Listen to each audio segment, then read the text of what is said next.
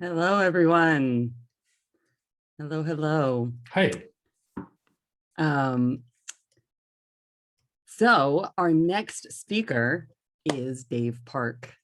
Dave Park is professor of communications at Lake Forest College, just outside Chicago in the US.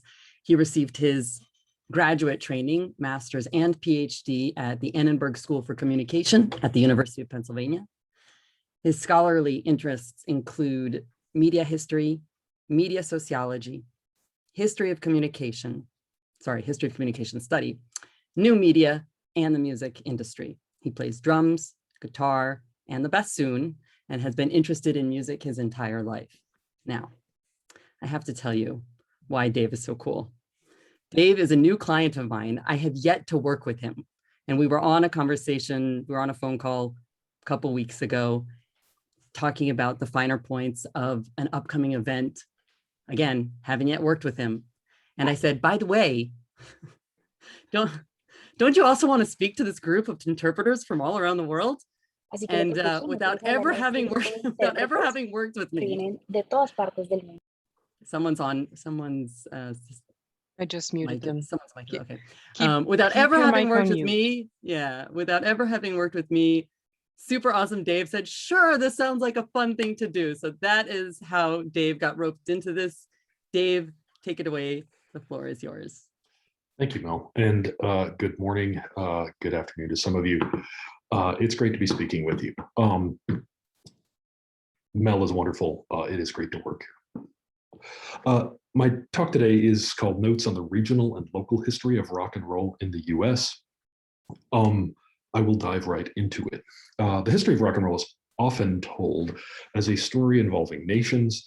Because of the US's unusual place in the history of rock and roll, it is not unusual to encounter tellings of this story that focus on the US as a more or less singular and homogeneous entity in these stories.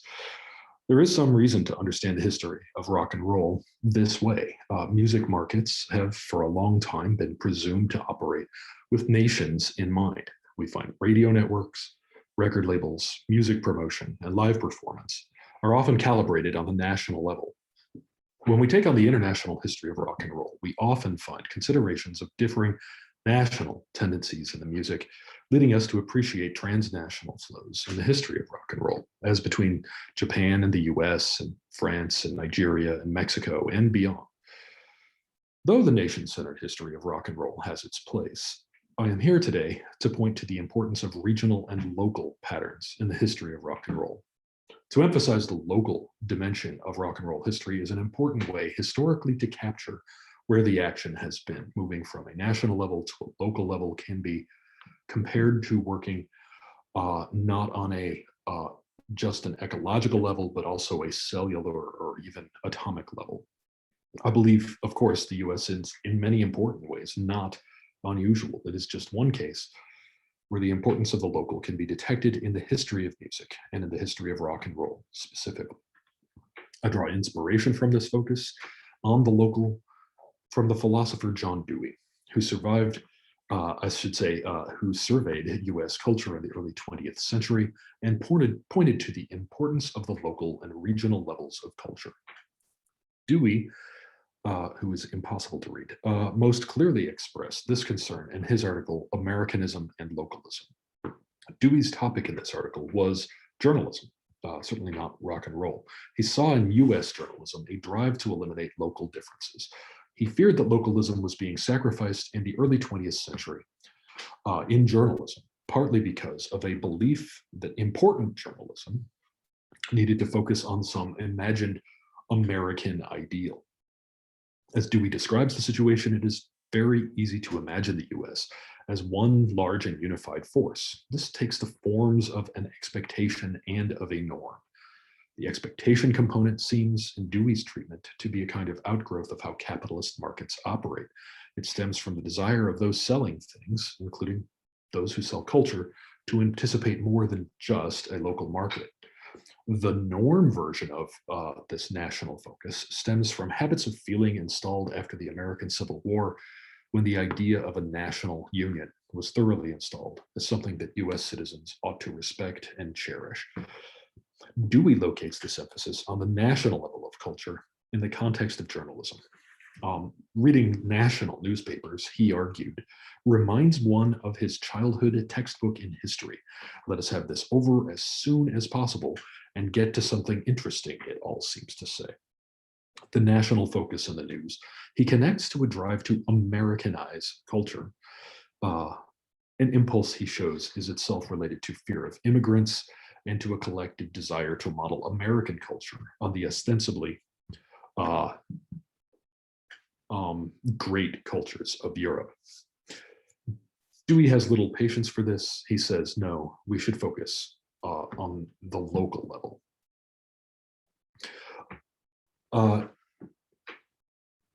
He says, we have been too anxious to get away from home. When we explore our neighborhood, its forces, and not just its characters and color, we shall find what we sought. Only when we do that. The beginning of the exploring spirit is in the awakening of criticism and of sympathy.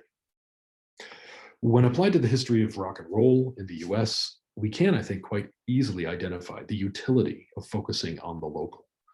I understand, of course, that a consideration of the local in one nation is self-defeating if it is used as anything other than how I use it here. I said we'd appeal back a seeming national unity to reveal the multiple local worlds that are always at play. Music is an unusual part of modern culture, in large part because it is so cheap to create. One can appreciate that more expansive media to produce, motion pictures, television, may have their own barriers to entry that prevent a more vigorous local world. I contend that local music scenes point us toward where the action is in the history of rock and roll. As I consider a number of different rock and roll genres and the local scenes that gave them life, I wish to push back against the idea of a culture that is defined by the nation state. My hope is that this consideration of local music scenes in rock and roll history will give us something more organic than would be possible when we try to swallow all of rock music in one national bite. What follows is a consideration of these genres. Some of rock and roll's earliest history in the US can be told as a story involving local scenes. Even the definitive beginnings of popular rock and roll are connected to locality. Sun Records studio was based in Memphis, and some of the first rock and roll singles came from Memphis, where urbanization in the American South had pulled together African Americans moving north during the Great Migration and white Americans moving into the big city. Sun's celebrated output would set the pace for much of what we come to know as American rock and roll. Elvis Presley, Roy Orbison, Johnny Cash, Carl Perkins, Jerry Lee Lewis, Little Richard eventually, and all got their start there. They became national and international stars. But the whole thing really started as a Memphis phenomenon.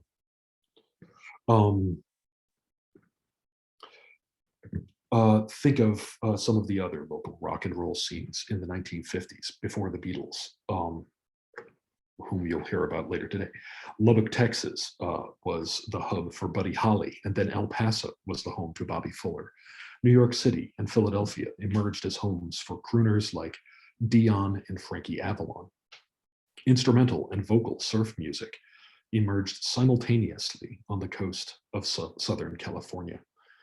There was an effusion of different music scenes working on a wide variety of elaborations on the basic building blocks of rock and roll. Country music is an odd example where one city, Nashville, Tennessee, has had an outsized place in the history of music. By the 1940s, Nashville had become the definitive hub of country music. And while this may seem like a foil to the idea of local difference, there is much more to the story. Before the rise of Nashville, one could chart regional maps of country music's predecessors with decidedly local flavors. Western North Carolina banjo playing could easily be distinguished from Kentucky banjo playing. Celtic and blues traditions intermingled and cross-pollinated in locally tinged ways across Pennsylvania, Virginia, West Virginia, Tennessee, Alabama, Mississippi, and Texas. After Nashville had become established as the center of country music, one sees the eruption of numerous other local scenes, each of them offering a different and locally inflected version of country music. Famously, Bakersfield, California became the hub for Buck Owens's zesty and harmony-laden version of country music, and Bakersfield remains a country music home. Austin, Texas attracted a new breed of country musician, and acts as diverse as Willie Nelson and Townes Van Zandt set up shop there. Country scenes, both traditional and insurgent, cropped up in Chicago, Las Vegas, Los Angeles, and more. R&B and soul music make up an obvious example of music that has been informed by local character as well. The R&B and soul scenes in American cities have differed very much by geographical region.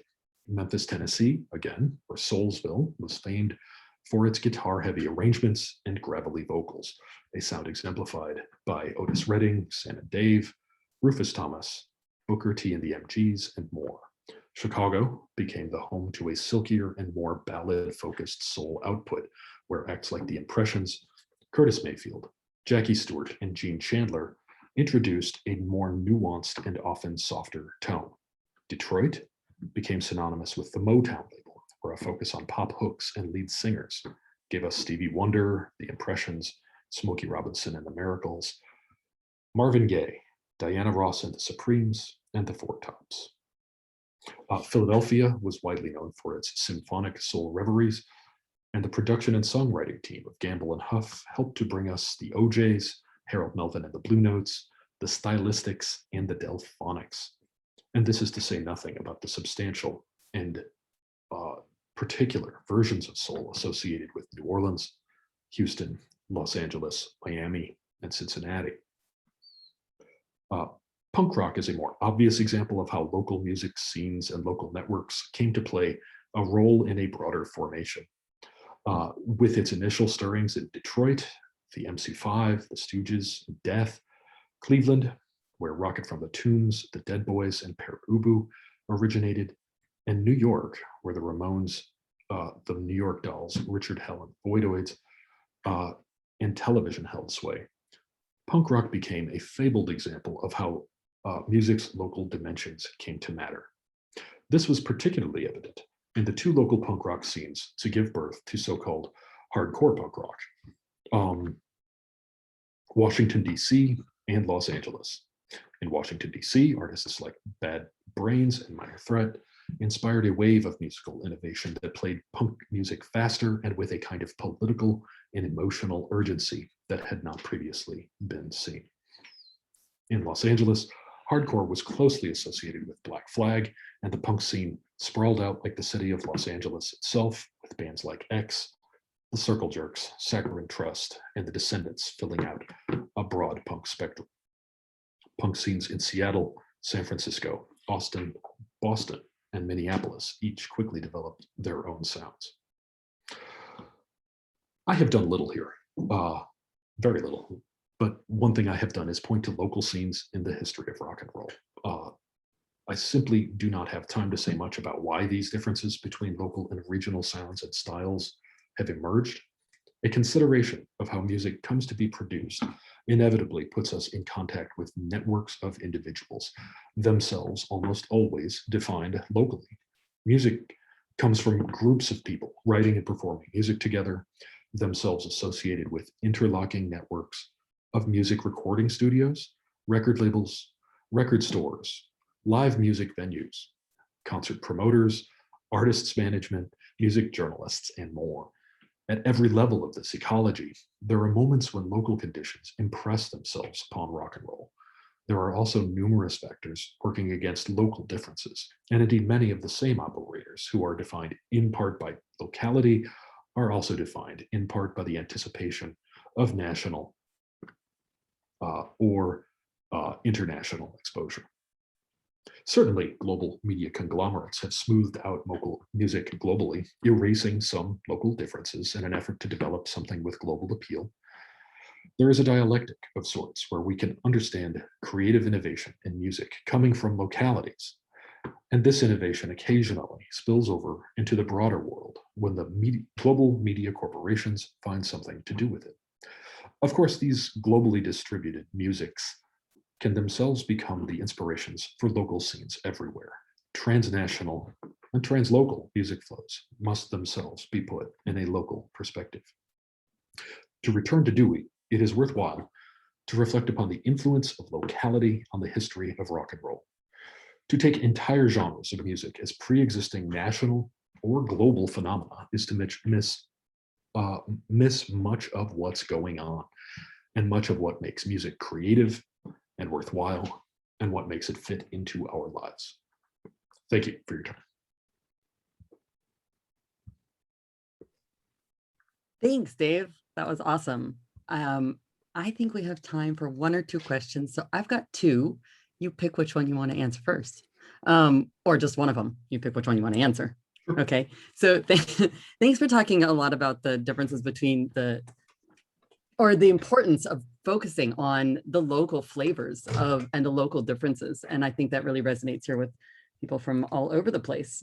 We have particularly Spanish speakers, and everyone kind of looks at them as one big group for Spanish interpreters, but there are, I don't know, some 20 countries where Spanish is spoken, French, same thing. English is just globish at this point. So I think this really resonated with everybody. Would you care to comment a bit on the flavor of Chicago? And I know you talked, because that's where you are, I know you talked about country and you talked about R&B and the hip hop and all of the different genres having their own style from all over, and that Chicago specifically there. So would you like to talk about that? Or would you like to tell us about your being a DJ on a college radio station? You got a couple minutes. I'll talk about being a DJ. I started in college radio in 1989 when I was a freshman in college and 18 years old. I did not believe that I would be working on it for very long. I did not like the people. I found them to be mostly rude. But after a short period of time, it became intoxicating to start by just taking everything that I had been familiar with and find that there were libraries of music beyond everything. And then to find over time that didn't really go away, that there's always more music than there is time. And then by sheer chance, I wound up accepting a position at a college where I work that has a radio station that needed help, and I found myself right back to freshman year of college again, being reconfronted, so to speak, by the idea that there's just music everywhere. I love it. That is awesome. 32 years. Yeah. 32 Sorry. Years. That is super. Oh no, actually I have a little more time. That is super awesome. So you're going to have to answer the next question, but I fully agree that DJing is intoxicating. I only do it once a month here, but DJing is definitely intoxicating. And yes, I had a hard time putting together this particular playlist because at some point I just had to stop adding songs. So we've got some great, very iconic rock songs in Spanish, English, French, and Portuguese here. I think I limited it to about 13 songs per language group, but it's 3 hours and 20 minutes, but I think I'm just going to keep adding. So you can do that. Now, if you'd like to talk just a bit about the Chicago flavor, we'd love to hear it. The local flavor in Chicago is, it takes many forms. Chicago is the city where house music was first really created by at first a small number of people in the late 1970s. And it came to spread across the world, but Chicago made connections. Something I don't talk about in my talk is how different local scenes can pollinate. Techno artists in Belgium, France, and London came into touch with Chicago, and it became a kind of international consortium, so to speak, of house music. Obviously, the blues play a huge role here. That is often treated, I think, correctly as a musical outgrowth of the so-called Great Migration, where African Americans moved north after especially after World War II.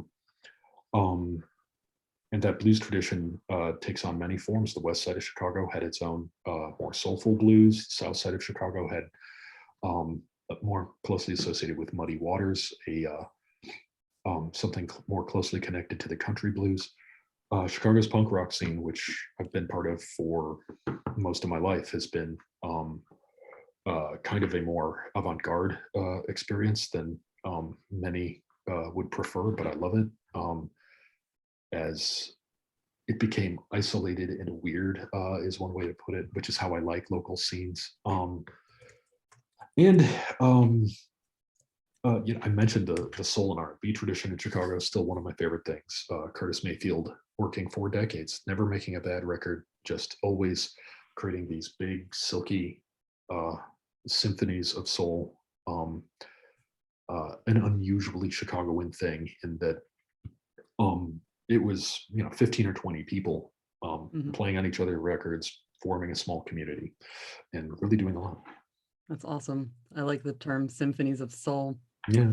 Dave, thank you so much for thank you so much for believing in this crazy idea that I just pitched to you while we were having a tech talk. It's my pleasure. Stick around for the next